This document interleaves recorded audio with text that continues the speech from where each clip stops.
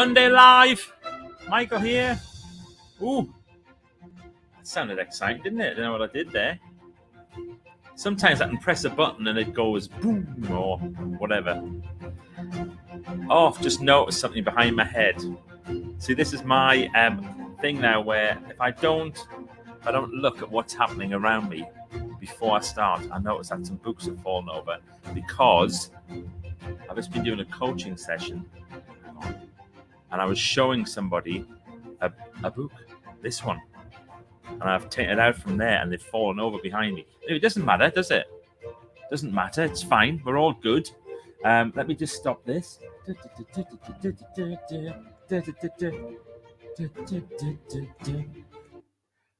I was doing something the other day and I was listening to the radio and a company are using my How to Be Brilliant music as part of their advert. And I suddenly heard that tune and I was like, oh, wait a minute. I know this. It's me. But it's not me. It's just we just bought the rights for it. Somebody else has obviously bought the rights for it as well. So welcome to Magic Monday Live. It is, as always, a joy to be here. And what I should always do is I should just remember to play the trailer. Should I do the trailer? Of course I should play the trailer. Here we go.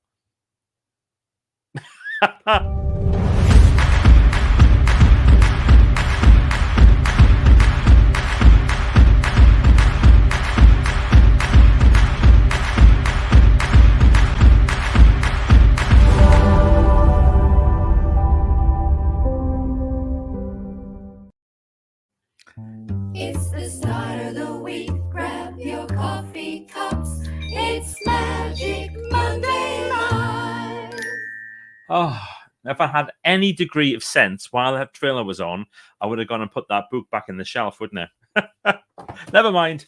So today I want to talk to you about team and what team really means, because there's the acronyms. We've all seen the acronyms, haven't we? Everybody sees the acronyms. You go at a training event or whatever, and it's team together. Everyone achieves more.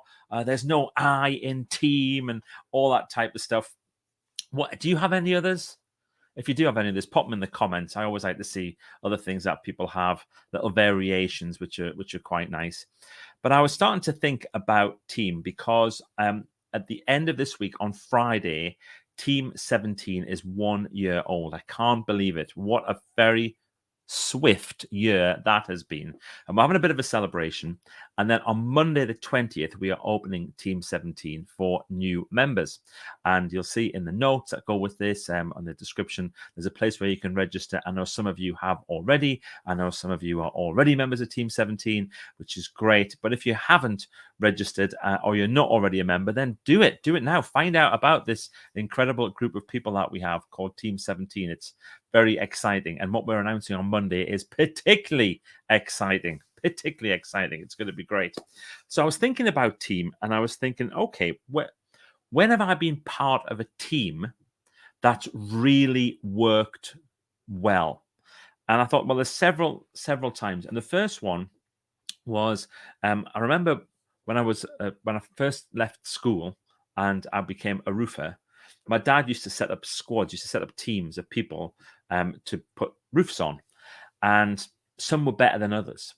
And I was thinking, what is it that makes some of these teams, some of the times when I was an apprentice, so much better than others? And you know, one of the things was a deadline. If we had a deadline, if we had to finish a job by 3:30 on a Friday, so we could get a slightly early finish, it was amazing how we came together as a team because we had a deadline. So I'm thinking teams, what team really means? Well, having a deadline. Doesn't that help? Together, everyone achieves more. Yeah, fair enough. If everybody has a deadline to hit and we've all got to hit that same deadline, my goodness, doesn't that help people get focused? I can imagine right now you can all think of a time when you had to really, really smash it to hit a particular deadline. And the only possible way to do it was by everybody working together. So that was my first thought. Second thought was when I became a youth worker. And my first project being a youth worker was a bit weird because it wasn't really a youth work project. It was a charity project. And I was the number 2 for this project to put together the charities involvement at the National Garden Festival when it took place in Gateshead in 1990. So I started working on the project a year and a bit beforehand, and I had to bring together all these charities, and we had to organize this charity center, and we had to do events and all sorts of things. It was really quite exciting. Now, yeah, there was a deadline with that. Of course there was a deadline, but I was also part of something that would only happen once. National Garden Festival was only going to happen in Gateshead once. It might happen in other places at other times, but this is the first time this was going to happen. And the amount of work that had to occur before getting to that opening day for a one-off event that would happen for 5 months and it would just be gone forever, that was really exciting. And I thought, I want to be part of something that's going to be a unique moment in time. And I think that's another thing when people come together as teams. If you think about people do stuff for the summer holidays, or they will go and they'll work somewhere, or they'll travel somewhere in a small group of people, and they become friends for life. And it's because it's a moment in time. So I think that's another time when team really counts. And then the next one was after the Garden Festival. I did a couple of other youth work things, and then I got a job as the community fundraiser for a charity. And the charity was called the Yellow Brick Road Appeal, and we raised £12 million in just over 3 years. And that team was absolutely incredible. I've never known a group of people quite like it. I mean, it was just phenomenal. The most money that had ever been raised for anything in the northeast of England at that point was like a fraction of that amount. So the vision was massive. It was absolutely huge. And one of the things that we realized with that group of people was that we all had this absolute burning desire to make a difference. And there was one person who got sacked in that whole process, and or asked to leave, or should be there, or whatever. And it was because they didn't have that purpose. And looking back, it was an extraordinary time. But the big thing was this real sense of a purpose. What are we doing here? Why are we here? Why are we doing this? And we would visit the children's wards, or we would talk to parents, or we would talk to kids or whatever who had various health conditions. And the Yellow Brick Road Appeal was to create this amazing improved health and the best possible health care for children and young people in the north of England, and all sorts of really extraordinary stuff. Like one of the things was they called it the superhighway, and it was this idea where you could link a doctor in Cumbria with a specialist in Newcastle via video. And at the time, this was seen as like this magical thing. Big corporations could do it for conferencing, but our goal was to be able to have this facility in doctors' surgeries. It was just 1990, not that long ago, and people couldn't imagine it. We had artists do illustrations of how it might look because people couldn't get it. And here we are now, broadcasting to people. We do it every single day. It's just become the thing that we do. Extraordinary. So yeah, so that was sort of the next time, and then another time after that, and I've been belonged to lots of teams, but when we started Michael Heppell Limited, I didn't have an exact purpose. And one day I was really thinking hard about this. I was thinking, I've got to have a purpose. And I think I'd be on somebody else's training course. Like, what's the purpose of your organization? And I came up with this bonkers goal to positively influence 1 million lives. And whenever anybody would join us, whenever we would join the team, we used to say, our mission is to positively influence 1 million lives. How can you help us to do that? It's a great question for interviews. And people sometimes would kind of either go, oh, that's a lot of people, or whatever. But others would kind of go, all right, we can do this, we can do this, we can do this, we can scale it this way, we can do this, we can do that. And then when I signed my first book contract, I made it very clear that my purpose for the book was to positively influence 1 million lives. So I said, I want to be able to get that book out to as many people as possible. So reach is really important for me. And I did a deal with Pearson because they're such a brilliant global brand. And 500,000 books sold around the world now, 27 different languages. That certainly helps you to get you towards your 1 million target, doesn't it? But we used to all have this same vision all the time. How are we going to hit the 1 million? How are we going to hit the 1 million? Like the phone would ring, someone would want us for an event. First question we would always ask, how many people are going to be there? How many people will be there? So it's been very interesting to see how teams have evolved in my life. And as I say, on Friday, Team 17 is 1 year old. And Team 17 is brilliant. For those of you who don't know, if you're watching this, Team 17 it's my kind of exclusive private members group. We have a group of people who come together for coaching and to get additional resources and additional information. And it really is an extraordinary group of people. And we made a decision as a Team 17 team, to say, right, how are we going to evolve this? We've done 9 months. It's been really good. We've got 3 months before the birthday. What can we do to evolve it? And lots of people fed in loads of different ideas. And it all gets launched next Monday. So you've got to be on next Monday. You've got to see it next Monday. Team 17, they go through it all on Friday. And then on Monday, we launch it to everybody else. And we reopen membership for Team 17. You will want to be a member. I absolutely promise you, because the primary purpose of Team 17 is a group of people who want to contribute. If you're just a taker, if you only want to take something, Team 17 isn't for you. If you enjoy helping people, if you enjoy being part of something, if you enjoy being a sum of a bigger set of parts, Team 17 is going to be for you.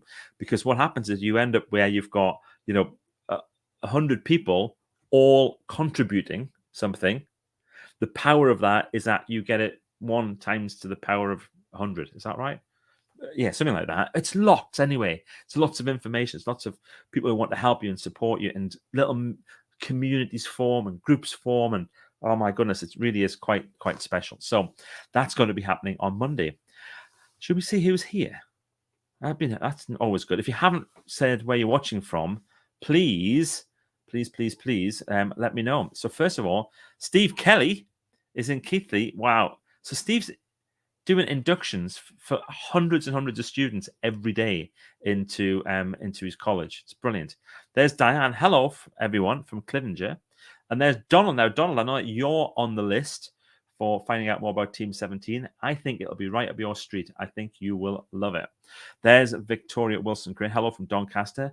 And always lovely to see you. And then obviously sat just downstairs is Roger Wilson Crane. Happy Monday, everyone from Doncaster.